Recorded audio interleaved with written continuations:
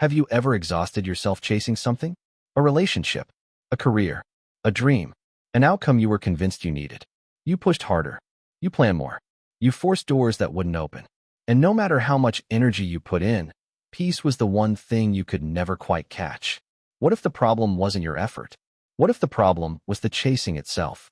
Today I'm going to walk you through 7 things that happen when you stop chasing and start trusting God. These are real shifts in your peace, your direction, your relationships, and your identity. By the end of this message, you'll understand why surrender is not weakness. It is the most powerful decision you will ever make. Number 1. Your peace returns. Chasing is exhausting. When you are constantly running after outcomes, controlling every variable, and forcing every situation, your mind never rests. Anxiety becomes your default. Worry becomes your companion. But the moment you stop chasing and place your trust in God, something shifts inside you. The mental noise begins to quiet. The tight grip in your chest begins to loosen.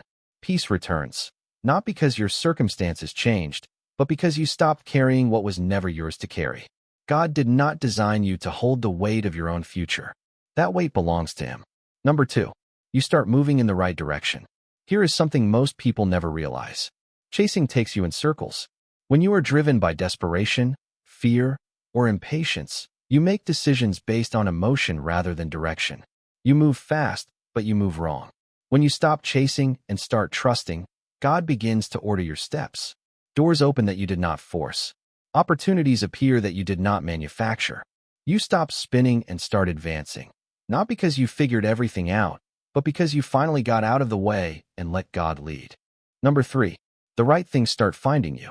This is one of the most surprising shifts that happens when you trust God. You stop running after what you want, and what you need begins coming toward you.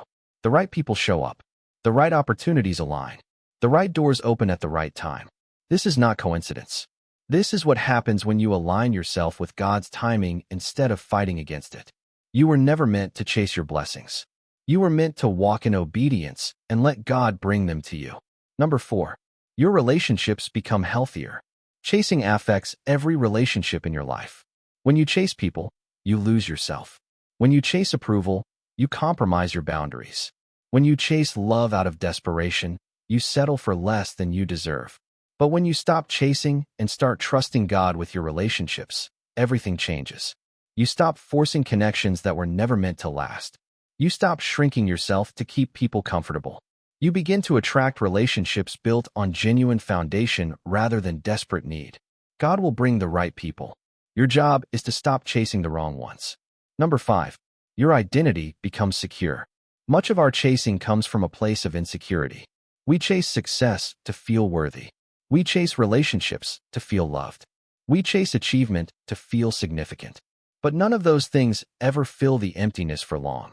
When you stop chasing and root your identity in God, something powerful happens. You stop needing external validation to feel whole. You stop measuring your worth by what you have or what you've achieved. You become settled, stable, secure, not because everything is perfect, but because you know who you are and whose you are. Number 6. You develop patience you didn't know you had.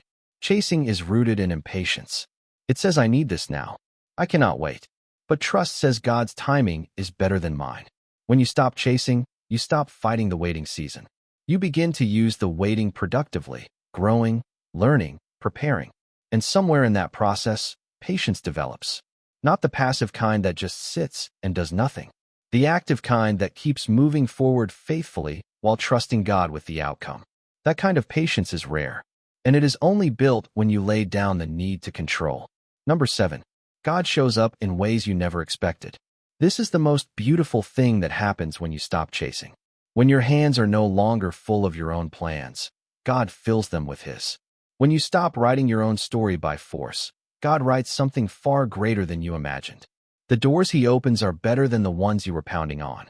The relationships He brings are deeper than the ones you were chasing. The life He builds for you is richer than anything you could have manufactured on your own.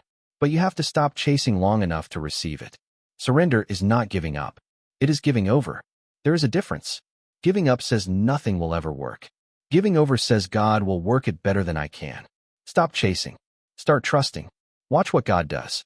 If this message spoke to you, share it with someone who needs to hear it today. Comment below, I choose to trust God. And subscribe for more weekly messages that strengthen your faith and help you walk with purpose in every season. Your breakthrough is not in the chasing. It is in the trusting.